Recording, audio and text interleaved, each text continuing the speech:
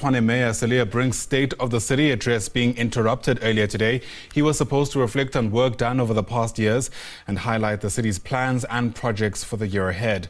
Patricia Visagie is part of our team who is watching developments, and she joins us now live. Patricia, things started off relatively well, but then what happened?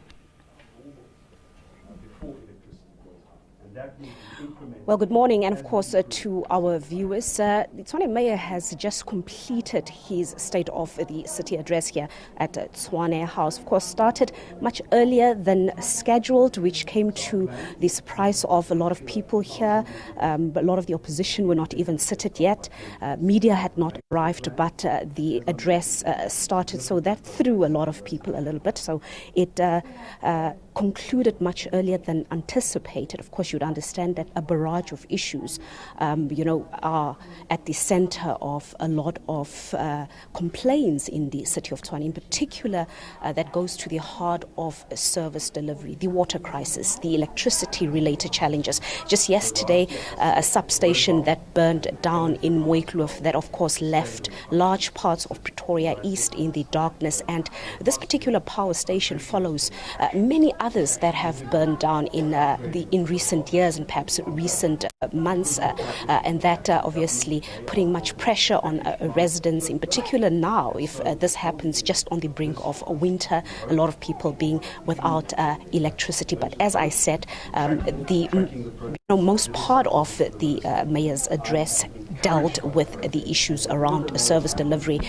the water crisis, in particular in areas such as Hammanskraal. We know in Mamelodi, Ikageng, the community there that's been without water for several years. So he just laid out his plans in terms of what the city's direction is, highlighting that in order for the city of Tshwane to deal effectively with these issues, they'll have to make sure that they find sustainable remedies to the city's finances, as that is at the center of many of City of Tshwane's challenges, the financial constraints. But of course, the ANC joins me right now, one of the opposition parties here, Jewel Masilela, just to tell us how do they react to Cilliers Brink's second State of the City address? I think the first thing that we must indicate is that the multi-party coalition government had to start this speech much earlier because they wanted to speak among themselves and wanted to have the opposition being part. Unfortunately, we came much earlier and were able to grab the majority of what the mayor was saying. One is he was admitting, on behalf of the coalition, that the city has collapsed under their watch. It has been 8 years of no service delivery, particularly in black townships. And what he has also admitted today is that they've not been able, one, to collect much revenue, and he was not able to say it in public, that for them to have failed to collect revenue was an end result that when they came into government, they fired the majority of people that were helping the previous administration to collect revenue above 90% on current accounts. Then the next thing, he also comes in to deceive residents that the issue of shack farming, or the shacks that came only in 2020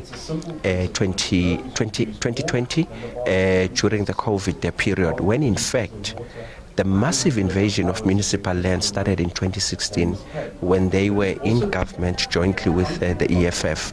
Now, moving into what is currently confronting us is that he has also admitted that they've done nothing over the years in resolving the issue of electricity that is being stolen as an end result of them failing to connect settlements into the grid.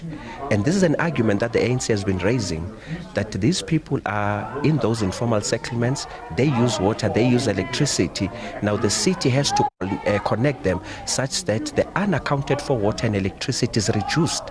It's only today that is admitting, after 8 years of massive ditch hole that the city has experienced in terms of its financial losses.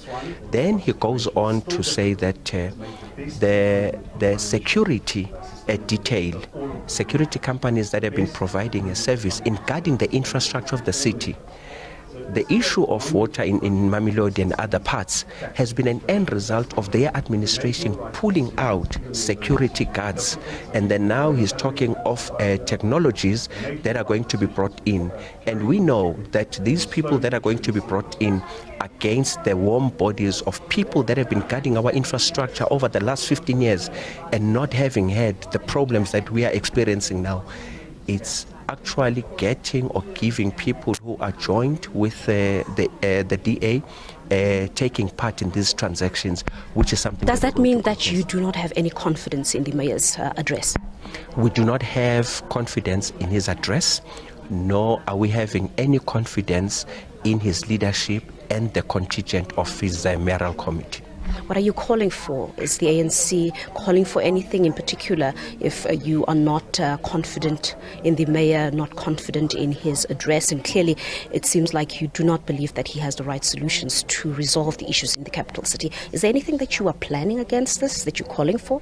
I think as the ANC it's known that our people are very unhappy with the in the community, and the national government has intervened as well as provincial government on numerous occasions to a point whereby national treasury had to take money back because the city does not have a commitment in spending the USDG grants in impoverished communities. So the next thing that needs to happen is that we are going to push for a motion of no confidence and at least request. But you don't have the numbers. It's fine. What will happen is that if we do that, we know that we do not have the numbers, but the city is failing, it's collapsing, people are not receiving services. So ultimately what needs to happen is that there needs to be interventions and then for the city to be placed under administration such that we're able to retain the dignity and sanity of the city and its residents.